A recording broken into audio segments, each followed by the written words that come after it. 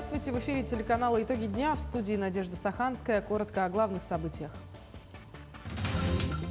Почти 50 стран подтвердили участие в саммите «Россия-Африка». Мероприятие состоится в конце июля в Санкт-Петербурге.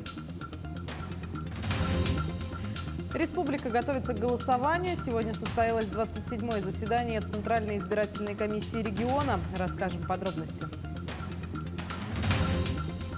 Настоящий наплыв абитуриентов. Приемная кампания в центральные и региональные вузы страны продолжается. В этом году СВФУ выделил более 6 тысяч бюджетных мест.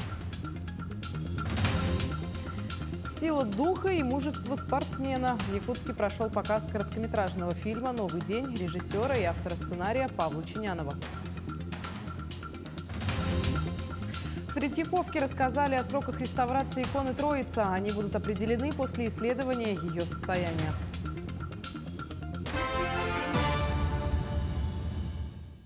Россия получила подтверждение об участии во втором саммите «Россия-Африка» от 49 стран. Больше половины государств будут представлены на уровне лидеров стран и правительств, заявил заместитель директора Департамента Африки и МИД России Александр Поляков.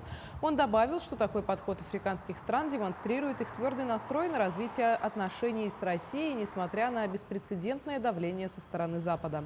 Второй саммит и экономический форум «Россия-Африка» пройдет 27-28 июля в Санкт-Петербурге. Глава Якутии Айсен Николаев посетил объекты, строящиеся по национальным проектам. Рабочая группа совместно с главой Якутска Евгением Григорьевым, а также с руководителями министерств проверил ход строительства нового здания Якутской кадетской школы-интерната в микрорайоне Марха.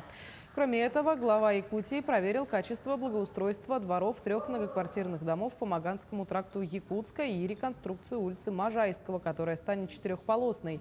Все работы идут согласно плану, отставания от графика нет. Напомним, в Якутии за 2023 год будет построено свыше 70 социальных объектов. Запланированы работы на 19 объектах по реконструкции улиц в рамках нацпроекта «Безопасные и качественные дороги». Работы все выполняются согласно графику.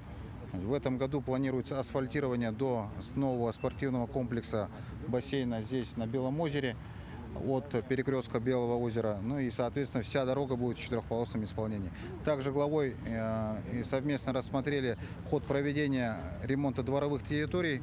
У нас идет 3-летие благоустройства и реализуется федеральный проект «1000 дворов на Дальнем Востоке». На Маганском тракте, это в Мархе, 3 дома попали под ремонт. Все работы идут согласно утвержденному плану графику и к 30 сентября будут завершены.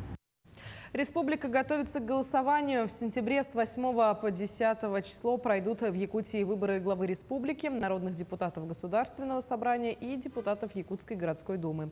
Сегодня состоялось 27-е заседание Центральной избирательной комиссии региона, на котором рассматривалось решение о регистрации кандидатов на должность главы республики.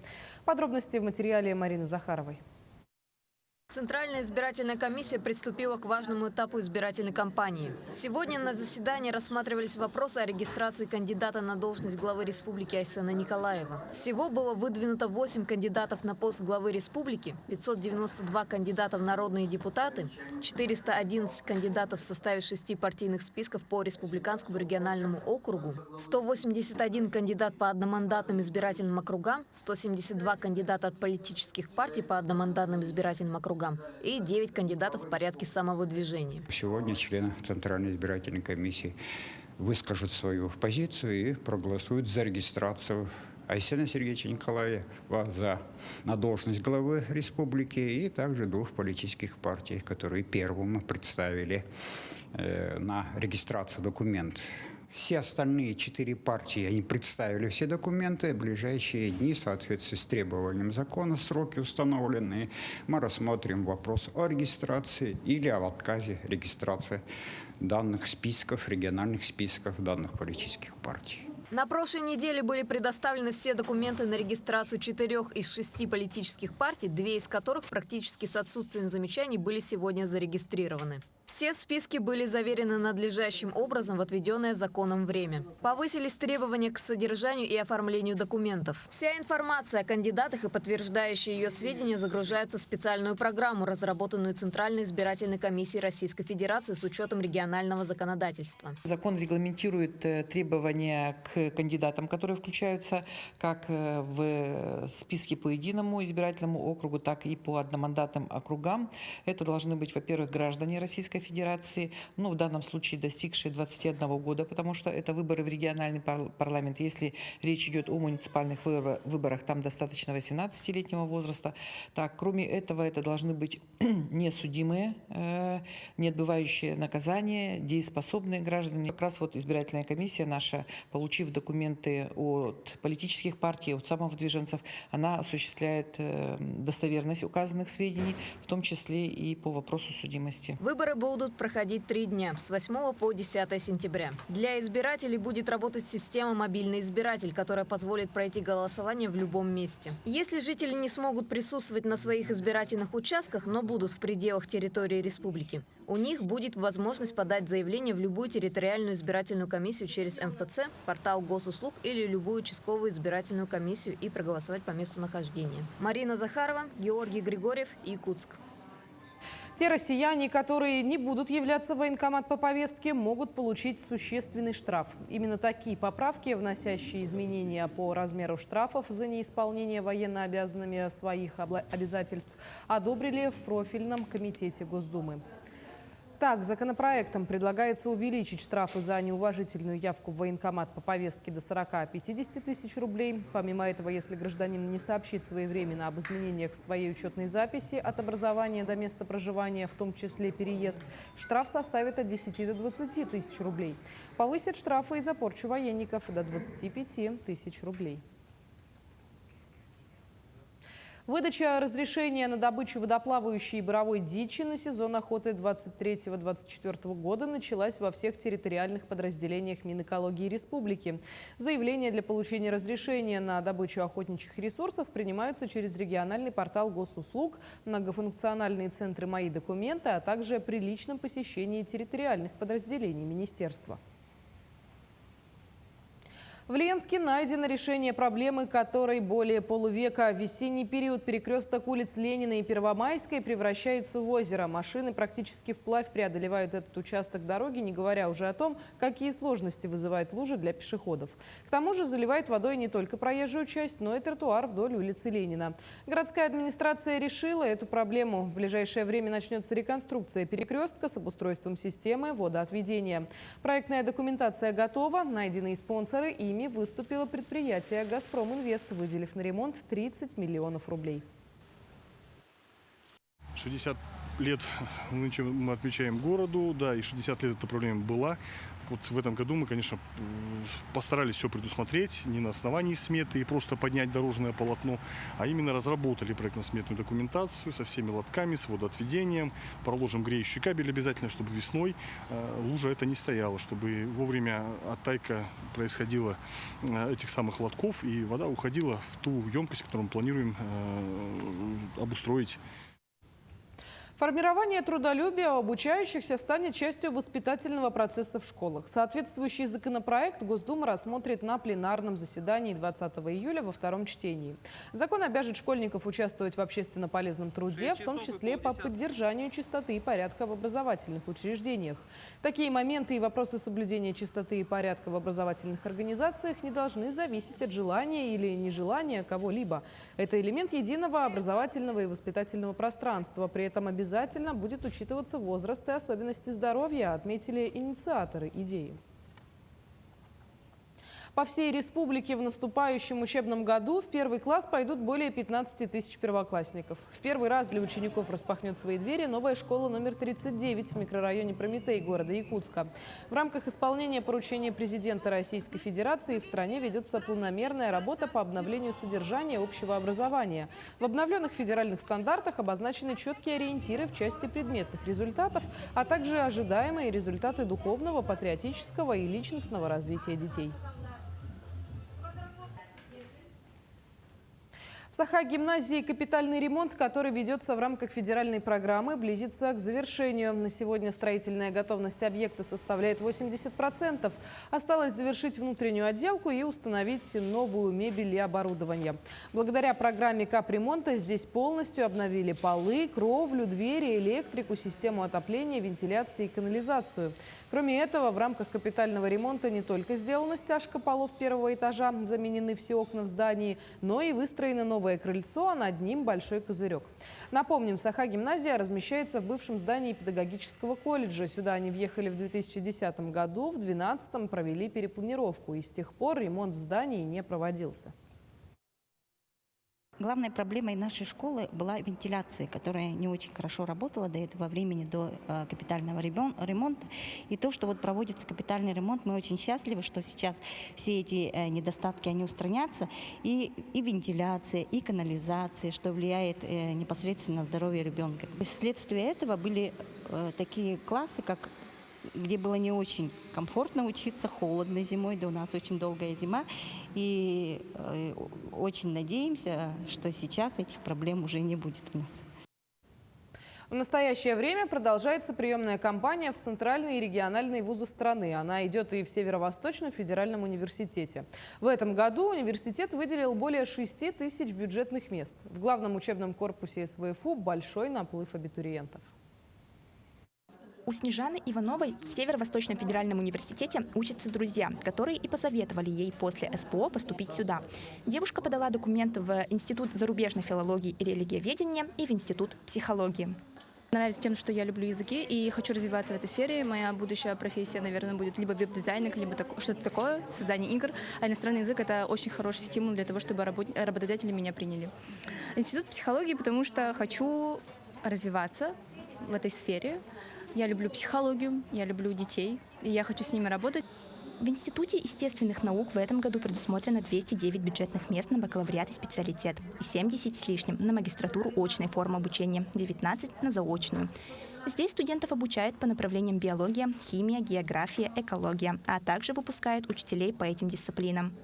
На магистратуре, помимо образовательных программ, действующих много лет, имеются и новые совместные направления с Долянским морским университетом и с Дальневосточным федеральным университетом. Если говорить конкретно про естественно-научное направление, то преимуществом, безусловно, является то, что после этого изучают как раз-таки сразу объект наших территорий, потом становятся наиболее специализированными именно по территории нашего региона, северо-востока России и, в частности, Республики Саха-Якутия. Поэтому эти специалисты будут наиболее подготовлены именно работать в наших условиях, зная все особенности его, и, соответственно, и для работы у них это очень большое преимущество. В Институте психологии выделено от 20 до 25 бюджетных мест в зависимости от направления подготовки.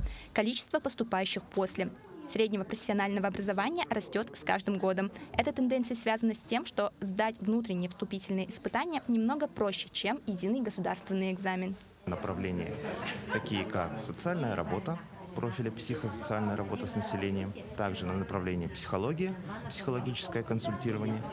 Также у нас имеются направления специалитета, такие как психология служебной деятельности и также педагогика психология девиантного поведения. Сегодня последний день, чтобы подать документы для тех, кто планировал поступать на направление среднего профессионального образования. Ведь прием завершится уже в полночь. А для абитуриентов, поступающих на базе результатов единого государственного экзамена и вступительных испытаний, приемная кампания продлится до 25 июля. Абитуриенты магистратуры могут подать свои заявления до 31 июля. Наталья Николаева, Григорий Охлопков, Якутск. В рамках приемной кампании Министерство образования и науки проводит мастер-классы для абитуриентов. Еженедельно учебные заведения знакомят поступающих со своими образовательными программами, рассказывают о процессе обучения и представляют дипломные работы выпускников прошлых лет. Мастер-классы направлены на профориентацию абитуриентов и помогают им лучше ознакомиться с теми или иными профессиями и определиться с выбором своего будущего. На этой неделе на базе Института водного транспорта прошли мастер-классы по отраслям образования, финансы и безопасности. На следующей неделе у нас также будут мастер-классы, но уже на базе исторического парка «Россия. Моя история» по отрасли медицины и сельского хозяйства с 5 часов до 8 вечера по всем интересующимся вопросам можете обратиться по горячей линии 50 60 44 приемной компании или же на сайте Министерства образования и науки. С 1 января следующего года начнет действовать новая мера поддержки для молодых семей. В Якутии семейные пары в возрасте до 25 лет, впервые вступающие в брак, будут получать единовременную денежную выплату. Соответствующее поручение дал глава республики Айсен Николаев. По данным Министерства труда, размер выплаты на семью составит 50 тысяч рублей. По предварительным оценкам, на эти цели в Якутии планируется выделить более 76 миллионов рублей. Еще одна хорошая новость, озвученная Илдарханом, касается многодетных семей. С 2024 года будет увеличен размер республиканского материнского капитала до 300 тысяч рублей. И это коснется и тех семей, которые уже владеют сертификатом на республиканский материнский капитал семья, а также тех, кто его получит в дальнейшем при рождении третьего и последующего детей. Несмотря на межсезонье, Союз танцевального спорта Якутии и не думает отдыхать. Так, для танцоров в республике организовали учебно-тренировочные сборы. Что они включают и какие мероприятия готовит Союз в новом танцевальном сезоне, узнавал Сергей Михедов.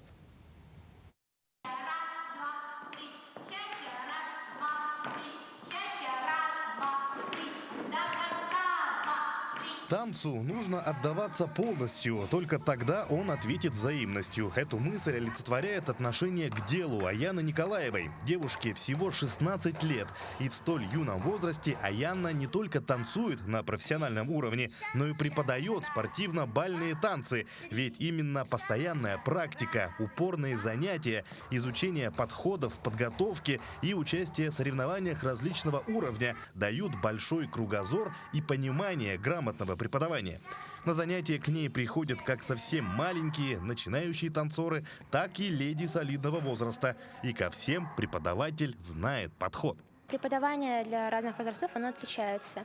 Когда как детям нужно много объяснять, с ними нужно много танцевать. Где-то нужно с ними поиграть, пошутить, разбавить обстановку. Когда как со взрослыми же ведется более серьезный разговор, так как они приходят со своим желанием, и это очень круто. Вообще, все, кто участвует на этих сборах, потрясающие люди, честно. Занятия по латиноамериканским танцам продолжаются, несмотря на межсезонье. Союз танцевального спорта Якутии организовал учебно-тренировочные сборы. Главная задача – подготовить танцоров к предстоящему сезону. Включают такие сборы 10 дней. В программе жаркие латиноамериканские, европейские танцы, развивающие общие тренировки. В программе также занятия по актерскому мастерству. Все эти навыки обязательно пригодятся в грядущем насыщенном сезоне. У нас будут, получается, республиканские соревнования. Мы планируем провести в ноябре в городе Якутске. У нас предстоит грандиозное событие. В прошлом году в декабре мы проводили Кубок Триколор в городе Мирном. У нас присутствовало, получается, 24 лучших пары страны. В этом году мы планируем провести еще на более высоком уровне это мероприятие. У нас прибавится, получается, спортсмены в брейк-данс и спортсмены из акробатического рок-н-ролла. Будет грандиозное событие, все жители республики могут присоединиться в качестве зрителей. При этом прошли времена, когда танцами увлекаются только девочки. Реальный пример – Кирилл Перфирьев. Упорно занимается бальными танцами и не собирается останавливаться. Все началось с того, что примерно 5 лет назад одноклассница пригласила Кирилла стать ее партнером. Сходил на первую тренировку, сразу втянулся и с тех пор занятий не пропускает. Мы проходили финал, недавно был в марте турнир в Москве. Мы там финал прошли. Что вдохновляет? Кто вдохновляет? Человек, который вдохновляет? Дмитрий Жарков есть, танцор, чемпион мира по стандарту. Он мне нравится. Танцам покорны все. Союз танцевального спорта Якутии был организован в далеком 1993 году и активно развивается благодаря упорному труду тренеров-хореографов. А последние годы союзом руководит Людмила Николаева. Растет число молодых специалистов, активно привлекаются к тренерской деятельности танцоры. Союз помогает с поиском залов для занятий, берет на себя административные и другие вопросы. Сейчас танцевальным спортом в Якутии занимаются примерно 270 человек. Количество профессионально влюбленных в танцы якутян хотят увеличить до 600. С таким подходом это вполне реально. Сергей Михедов, Виктор Дичковский, Якутск. Сроки реставрации иконы Святая Троица Андрея Рублева будут определены после исследования ее состояния, сообщила гендиректор Третьяковской галереи Елена Проничева.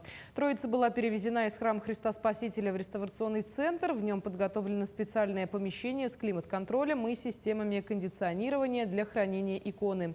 Икона Святая Троица была написана Андреем Рублевым в 15 веке для Троицы Сергиевой Лавры. После революции в 1929 году Троицу передали в Государственную Третьяковскую галерею, где она хранилась до последнего времени. В мае текущего года президент России Владимир Путин распорядился вернуть церкви шедевр древнерусской иконописи. В Якутске прошел показ короткометражного фильма «Новый день» режиссера и автора сценария Павла Чинянова. Съемки и кинокартины проходили весной в Хатасах и Нижнем Бестяхе. Фильм рассказывает зрителям о силе духа и мужестве глухонемого спортсмена, о его борьбе с трудностями в современном мире. По словам самого режиссера, это его дебютный проект, но в планах еще много идей для реализации творческого потенциала. Этой весной на меня вышел, считаю, вот Гоша Васильев, Джида, да, и Анатолий Яковлев, продюсер. И у них была идея снять короткометражный фильм. И вот как раз я у себя в голове разрабатывал такую мысль, что может на такую есть не у них как-то эта тема совпала с моей темой, да. И вот мы скооперировались, начали это дело разрабатывать, пришли к общему мнению, написали сценарий, утвердили ее и начали снимать. Вот уже почти век, 20 июля, в мире ежегодно отмечают Международный день шахмат. Дата выбрана не случайно. Именно в этот день, в 1924 году, в Париже, в период проведения 8-х Олимпийских летних игр, была основана Международная шахматная федерация. В Якутии тоже не остались в стороне и отметили этот день. Как, расскажет Мария Кардашевская. В шахматах ограничений нет. Этот спорт объединяет профессиональных шахматистов и любителей, мужчин и женщин всех возрастов. Сегодня на площади Ленина собрались любители шахмат и на 10 досках сыграли в плей-офф партии на вылет. При этом у нас будут такие небольшие призы для тех, кто 3 раза подряд выиграет, для тех, кто 5 раз подряд выиграет, для тех, кто 10 раз подряд выиграет. Ну а герои, которые наберут больше всех очков в течение дня, для них предусмотрено еще 3 специальных приза. Шахматный спорт в республике начал развивать еще первый президент Михаил Николаев. В последние годы в Якутии возник новый виток интереса вокруг этого занимательного вида спорта. Сегодня в регионе шахматами занимаются более 4000 детей, работает более 50 клубов, кружков, секций. И как итог, имена якутян звучат уже не только на региональных турнирах. Последние хорошие вести пришли из Владивостока, где проходит Всероссийский шахматный фестиваль. У нас есть чемпион в категории среди мальчиков до 13 лет. Иванов Александр занял 1 место. А в категории женщин у нас также девушка 15 лет, Пак Полина, заняла 2 место. Шахматы развивают аналитическое мышление, умение находить связь между своими действиями и их последствиями. Вот почему в этот спорт с каждым годом окунается все больше ребят со всех уголков республики. А в шахматы я начал играть еще в начальной школе, чтобы стать самыми умными людьми. Ну так мы в детстве думали. А на самом деле шахматы очень сильно помогают в жизни, как мне кажется, потому что в нужный момент ты всегда можешь сконцентрироваться, подумать, сесть, подумать о том наперед, что нужно сделать и так далее. Это очень помогает в жизни. По словам президента Федерации шахмат Республики Владимира Егорова, главная задача сейчас и дальше развивать шахматы в республике и достигать хороших спортивных результатов. Для этого необходимо создавать условия, открывать гроссмейстерские школы, улучшать оснащение детских кружков и секций. И, конечно же, ключевой задачей на ближайшее время является подготовка якутских школьников к 8-м международным спортивным играм «Дети Азии». Мария Кардашевская, Павел Пахомов, Якутск. Также в Якутске прошли соревнования спартакиады по плаванию среди главных управлений МЧС России Дальневосточного федерального округа. 8 сильнейших команд со всего макрорегиона боролись в нескольких дисциплинах за звание лучшего. Наш корреспондент Евгений Байдин расскажет подробности. Бассейн «Чолбон» в этом году принял в своих стенах 8 команд, каждая из которых ответственно подошла к соревнованиям. Мужчины и женщины демонстрировали свои силы на дистанции 100 метров. Каждый участник старался приложить максимум усилий для того, чтобы показать наилучший результат. Но особо важно это было для наших якутян. Мы, наша команда, является постоянным участником именно соревнований по плаванию и в целом соревнований, но об этом я чуть дальше скажу, в зачет спартакиады и в зачет нашего уровня республиканского. Выступаем на российских, когда, конечно, достигаем соответствующего результата в видах соответствующих. Так, хотел, конечно же, очень поблагодарить наших участников, спортсменов, именно якутян, безусловно, и всех, и гостей, но в первую очередь говорим о своих, за активную жизненную позицию, здоровый образ жизни. И призываю всех наших сотрудников, работников, должностных лиц Главного управления участвовать в соревнованиях. По итогам соревнований в командном зачете 3-е место заняла Республика Бурятия, 2-е Хабаровский край, а 1-е место занял Приморский край. Все участники приобрели бесценный опыт и твердо намерены победить на следующих соревнованиях, которые обязательно будут проведены. Соперники, я уже в прошлом году с ними встречался, со многими. Бассейн отличный. Высокого класса, мне понравился. Вот в Томске был в прошлом году, такой же бассейн, отличный. И вода легкая такая, плывется хорошо. Соревнования проводятся не только по плаванию, но и по легкой атлетике, лыжам, настольному теннису, волейболу, мини-футболу и многим другим. Данное решение было принято с целью не просто профессионально подготовить сотрудников МЧС, но в целом замотивировать их вести здоровый образ жизни. Евгений Байдин, Артем Алексеев, Якутск. Наши корреспонденты следят за развитием событий. Оставайтесь с нами.